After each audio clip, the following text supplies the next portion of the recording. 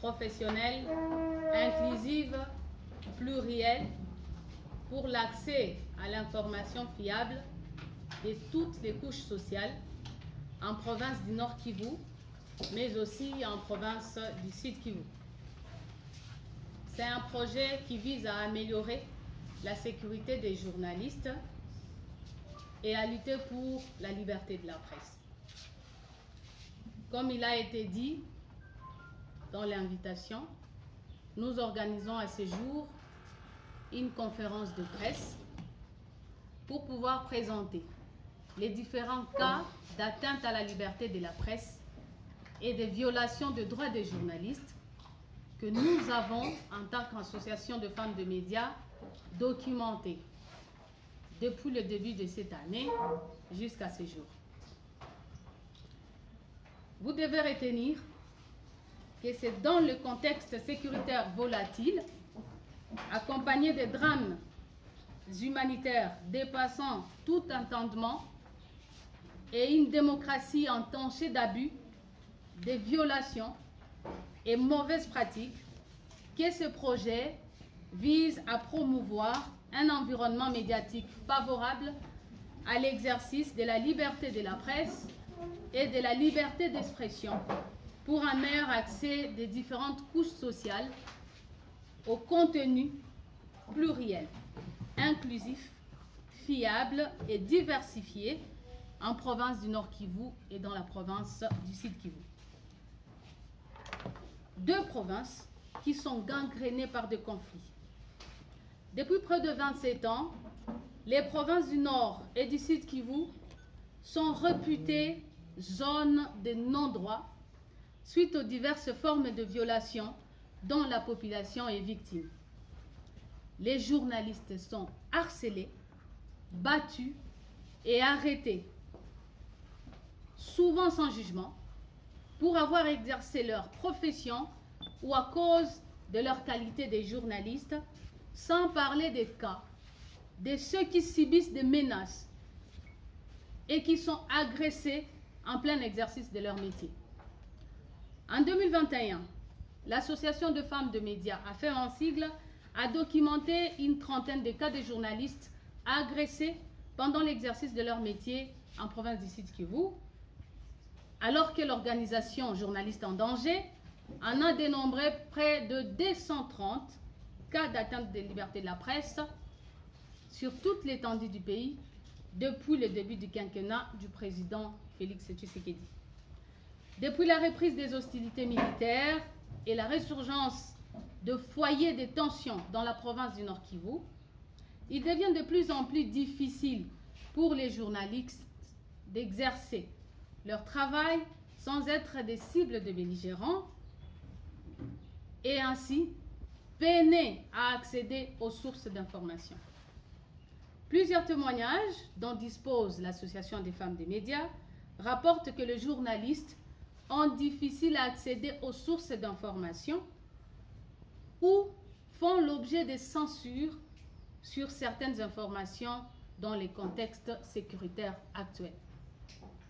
Plusieurs autres journalistes et professionnels de médias sont menacés à travers des appels et des messages qui les contraignent à abandonner leur travail ou leur famille et à vivre dans la clandestinité pour échapper à la mort. De manière spécifique, les femmes journalistes sont en proie à la corruption liée au genre basé sur l'abus du pouvoir où le sexe remplace l'argent. Cela constitue un contre-coup à l'égalité des sexes dans les médias et empêche les femmes d'avoir accès aux sources d'information, surtout publiques. Les voix de femmes sur les questions politiques et sécuritaires sont moins visibles alors qu'elles en paient les lourds tributs. Les défenseurs de droits humains ne sont pas du reste. Ils sont, tout comme les journalistes, victimes de menaces et cela étouffe la liberté d'expression. Ainsi, dans le cadre du projet dit « Une presse libre, professionnelle, inclusive et plurielle » pour l'accès des différentes couches sociales de la population, à l'information fiable au nord et sud Kivu, avec l'appui de l'ambassade de l'Allemagne en RDC, la cellule de monitoring des cas d'atteinte à la liberté de la presse, axe Goma, a documenté dans la ville de Goma, de janvier à novembre 2024, 18 cas d'atteinte à la liberté de la presse et violation des droits des journalistes. De ces 18 cas figurent 5 journalistes femmes et 13 journalistes hommes, dont un décès. Voici donc les différents cas d'atteinte à la liberté de la presse et de violations des droits des journalistes documentés de janvier à novembre 2024 à Goma, dans la province du Nord Kivu. Un journaliste dont je tais le nom pour des raisons de sécurité, à la radio Yubi FM à Goma, a été victime de menaces, de morts au quotidien. Il recevait de menaces de mort de la part des inconnus. Dans son témoignage, la victime affirme, je cite, « La première fois, c'était sur mon numéro RTL. Ensuite, j'ai commencé à recevoir de menaces sur mon numéro Orange, très peu connu par des gens. Celui qui me menace de mort insiste tellement que je deviens en insécurité permanente. » Fin de citation.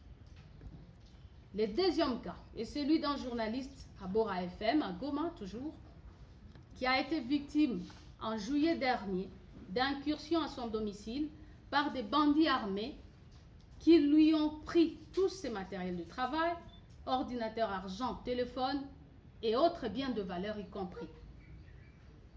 Un d'entre eux a donné l'ordre de me tirer dessus après avoir dit qu'ils savent que je suis journaliste, a témoigné le journaliste victime. Le troisième cas est celui d'un journaliste, rédacteur en chef, dans une des rédactions de radio de Goma, qui a aussi, en septembre dernier, été victime de menaces de mort de la part de personnes inconnues à cause des informations qu'il diffuse au quotidien. Edmond Bahati de Heureuse Mémoire, coordonnateur de la radio Maria à Goma, a été lâchement assassiné par des bandits armés le 27 septembre dernier lorsqu'il revenait de son travail. Une femme journaliste, reporter à une des chaînes de radio de Goma, a été victime d'agression en ce mois de novembre. Elle dit avoir été agressée par 4 hommes armés, dont 2 en tenue militaire, qui l'ont dépouillée de tout ce matériel alors qu'elle revenait aussi du travail. Un rédacteur en chef d'une chaîne de télévision de la place a été agressé en août dernier par des bandits qui l'ont également dépouillé de ce matériel quand il revenait du travail et quand il venait de présenter son journal. Une femme journaliste à une des radios de Goma a été et continue d'être victime d'agressions et de menaces permanentes depuis 2022 jusqu'à ce jour. Elle continue à être menacée. À plusieurs reprises, elle a raté d'être tuée par des bandits. Certains étaient, selon la victime, en tenue militaire. Elle reçoit de menaces simplement parce qu'elle est journaliste. Un autre journaliste de Goma, à la prunelle.net, a été en juin dernier menacé chez lui par des bandits cagoulés qui lui ont demandé d'arrêter son travail de journaliste. La victime continue jusqu'à présent à recevoir de menaces et sa vie est en insécurité suite à cette situation. Un autre journaliste, correspondant d'une des chaînes étrangères, a également reçu des menaces de la part des inconnus après avoir diffusé une information sur la situation sécuritaire à Goma. Une autre femme journaliste a été victime d'agression alors qu'elle était en plein reportage couvrant l'écroulement d'une école de Goma. Le 11e cas est celui d'un autre journaliste à Goma qui a été arrêté et amené manu militari par des éléments militaires pour des raisons non encore élucidées jusqu'à ce jour. Un journaliste de Goma a été agressé par des bandits qui lui ont ravi son téléphone portable alors qu'il revenait du travail. Un autre journaliste de la presse en ligne à Goma a été menacé et interpellé pour avoir diffusé une information à caractère politique à Goma. Une femme journaliste à Goma, en revenant du travail en juin dernier, a été agressée et les bourreaux sur moto lui ont ravi son sac contenant tout ce matériel. Un autre journaliste et correspondant d'une chaîne nationale a été agressé en août dernier par des bandits armés qui lui ont roué des coups et l'ont dépouillé de tout ce matériel. C'était lors de la manifestation à Goma pour dénoncer l'insécurité.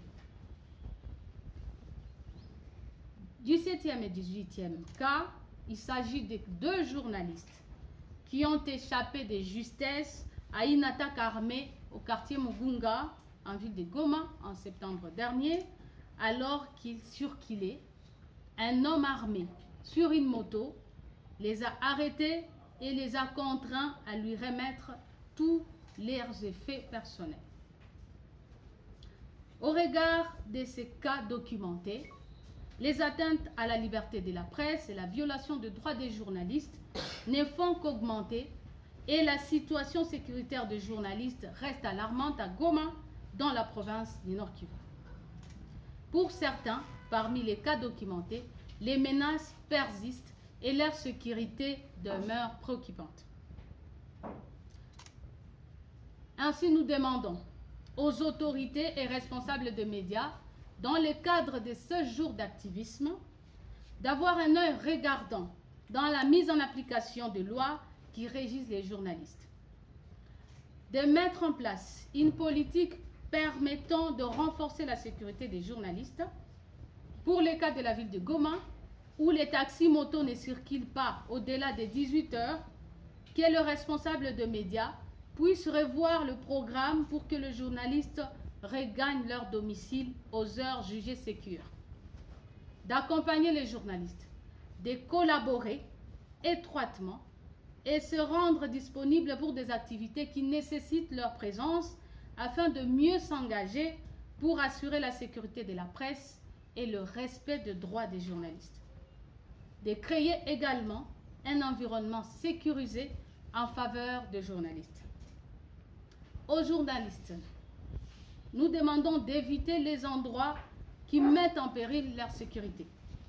De commencer par se sécuriser soi-même et d'éviter de rentrer à des heures tardives à la maison.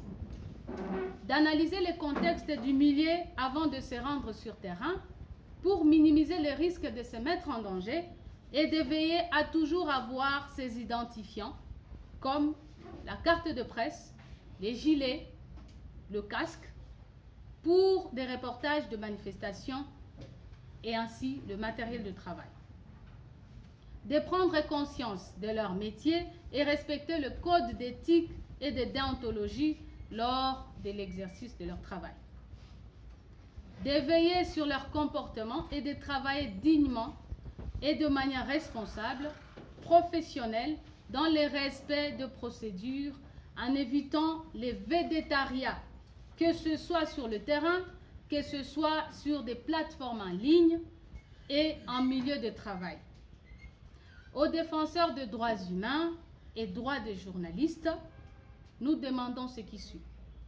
De maintenir les publications des cas d'atteinte à la liberté de la presse de manière permanente pour aider d'autres organisations à se documenter. Et enfin, nous leur demandons de conscientiser la communauté sur le respect des droits des journalistes et de leur travail sur le terrain.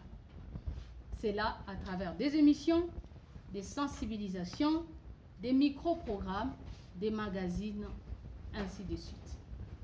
Ainsi fait à Goma, le 30 novembre 2024. J'ai dit et je vous remercie.